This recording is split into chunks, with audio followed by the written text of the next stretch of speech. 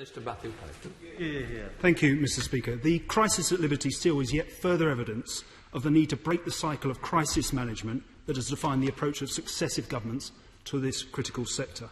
The Secretary of State knows full well that there is a global race underway to green the steel industry, and that our country is currently at the back of the pack with no concrete plans for trialling hydrogen-based primary production and only vague plans for a single carbon capture-based project. With its long-term survival at stake, can he explain why the government believes the UK steel industry can afford to wait a further 2 years for the limited Clean Steel Fund to even begin distributing investment?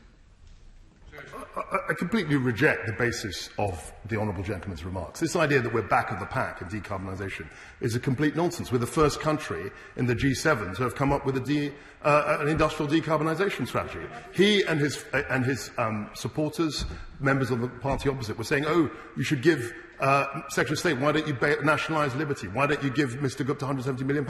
We made absolutely the right call. We showed judgment and restraint. And going forward, he will appreciate that I was the Secretary of State that resuscitated the Steel Council. We've had constructive conversations across unions, employers, to work out a decarbonised future for the industry.